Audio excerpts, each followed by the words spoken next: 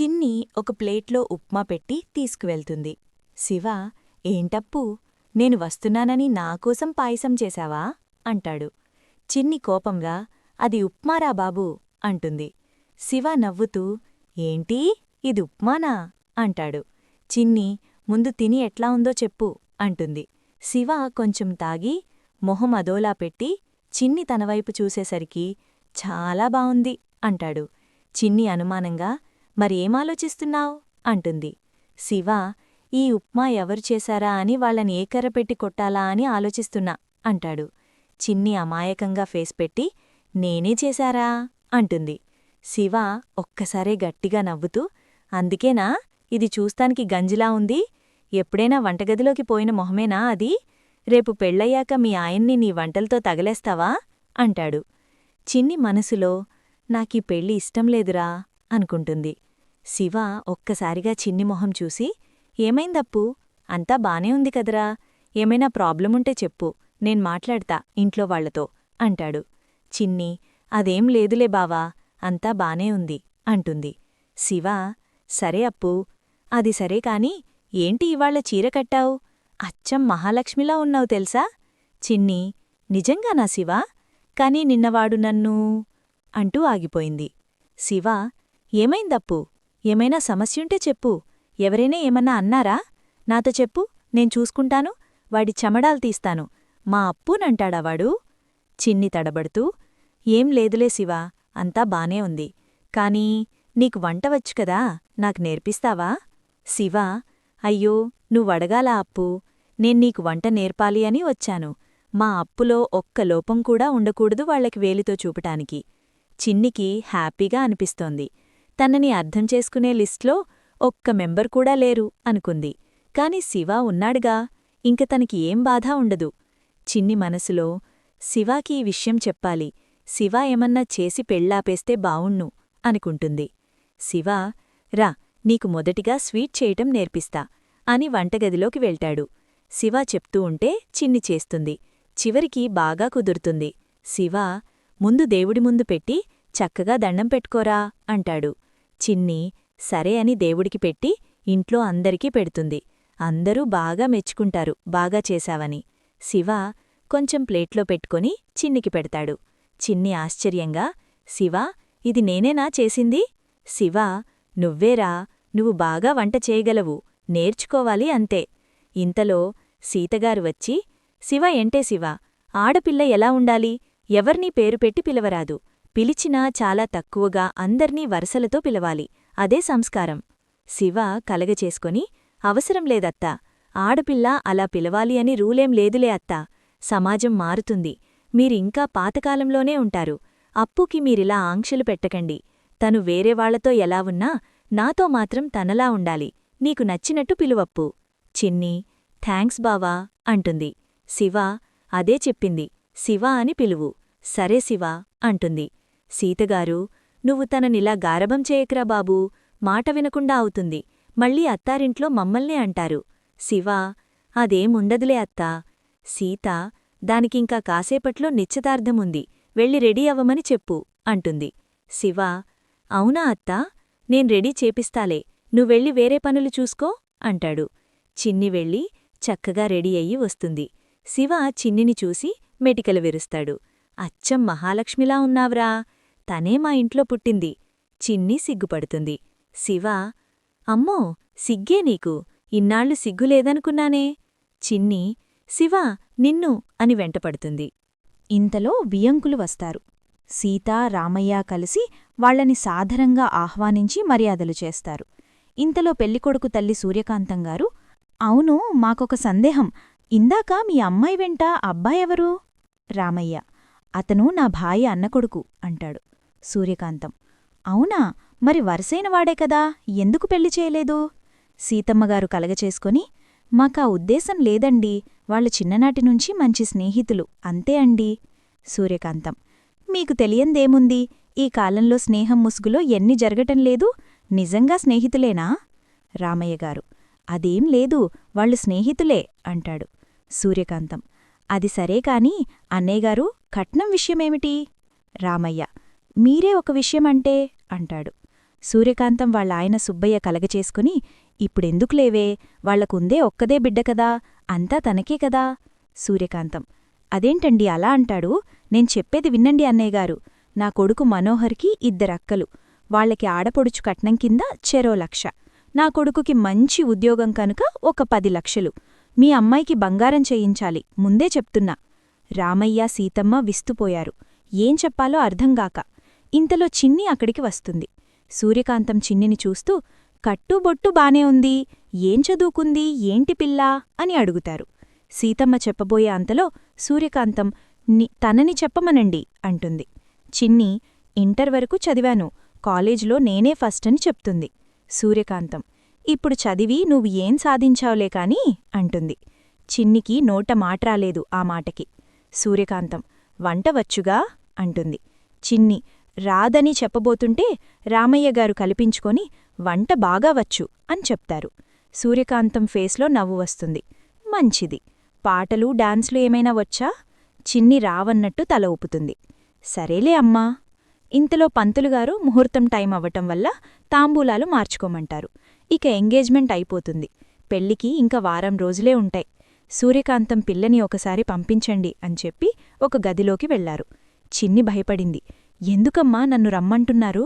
సీతమ్మ: భయపడకమ్మా, నీకేమైనా లోపాలున్నాయో లేదు అని చూస్తారు, అంతే. చిన్ని భయంగా: నేను వెళ్ళనమ్మా, నాకీ పెళ్లి వద్దు అంటుంది.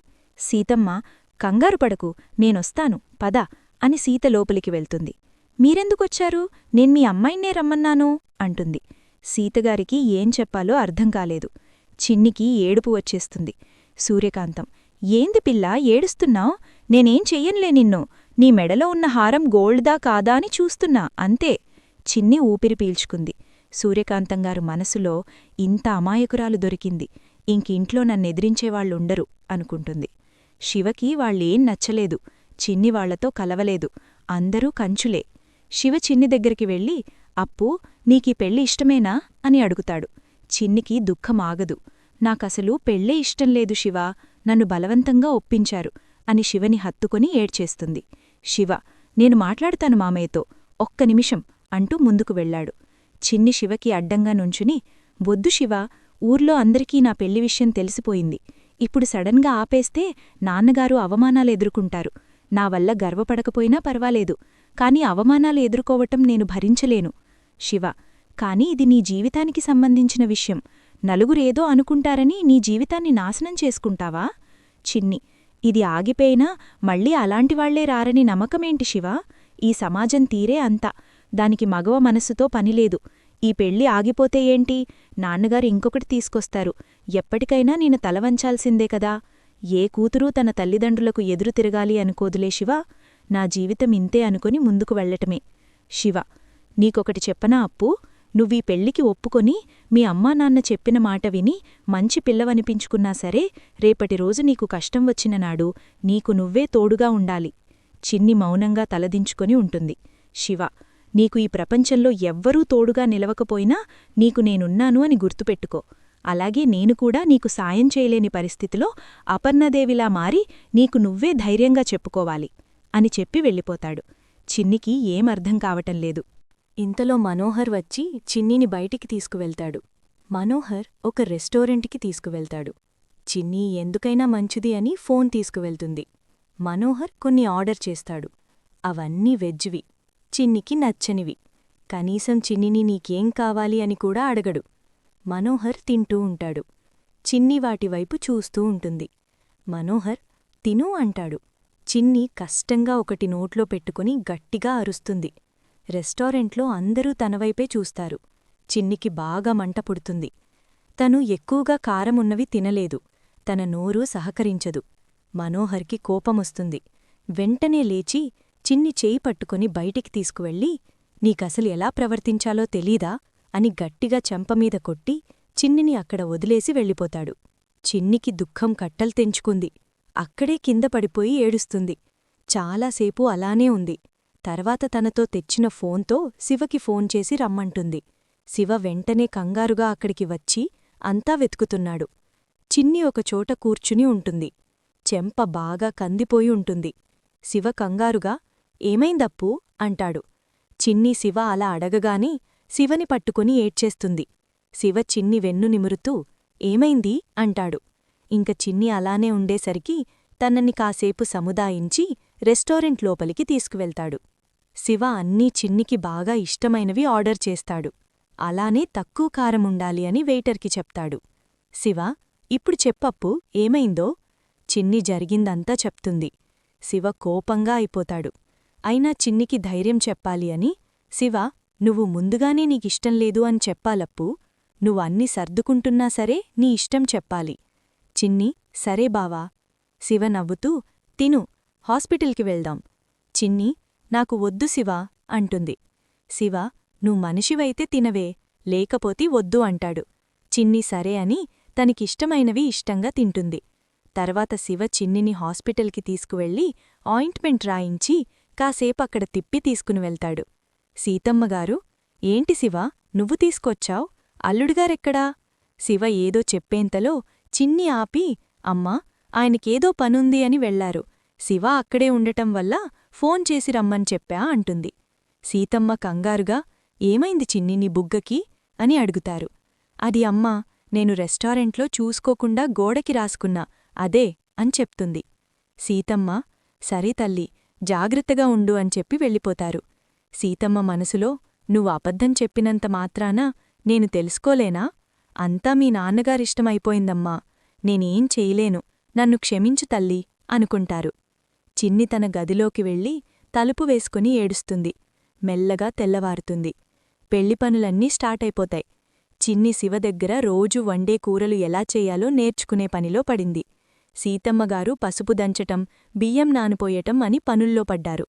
ఇంక రామయ్యగారు అందరి ఇంటికి వెళ్లి పెళ్లికి ఆహ్వానం చెప్పే పనుల్లో ఉన్నారు.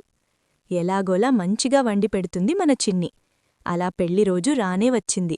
అందరూ హడావుడిగా చిన్నిని రెడీ చేయటంలో ఉంటారు. శివ రామయ్యగారికి చేదోడు వాదోడుగా ఉండి సహాయం చేస్తాడు.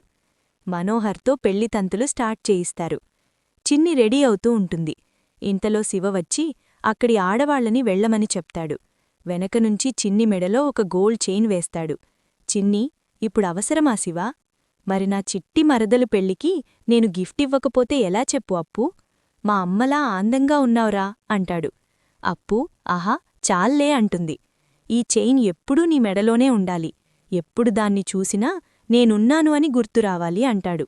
చిన్ని లాకెట్ ఓపెన్ చేసి చూస్తుంది. దాన్లో శివ చిన్ని నవ్వుతూ ఉన్న ఫోటో ఉంటుంది. థాంక్యూ శివా, ఈ ప్రపంచంలో నాతో ఎవరైనా ఉన్నారు అంటే అది నువ్వే శివా. రేపటినుంచి నిన్ను చూడలేను కదా అని ఏడ్చేస్తుంది. శివా, బాధపడకు, నువ్విక్కడికి వస్తావు కదా అప్పు, నేను నీకోసం వస్తాను, ఎడవకు అని సముదాయించి కూర్చోపెడతాడు. శివా, నీకేమైనా సమస్య వస్తే నాకు చెప్పటం మర్చిపోకు, నేనున్నాను అని కూడా. చిన్ని తల ఊపుతుంది. ఇంతలో పెళ్లికూతురిని తీసుకురండి అంటారు. చిన్నిని తీసుకువెళ్లి మనోహర్ పక్కన కూర్చోబెడతారు. చూస్తూ ఉండగానే పెళ్లైపోతుంది.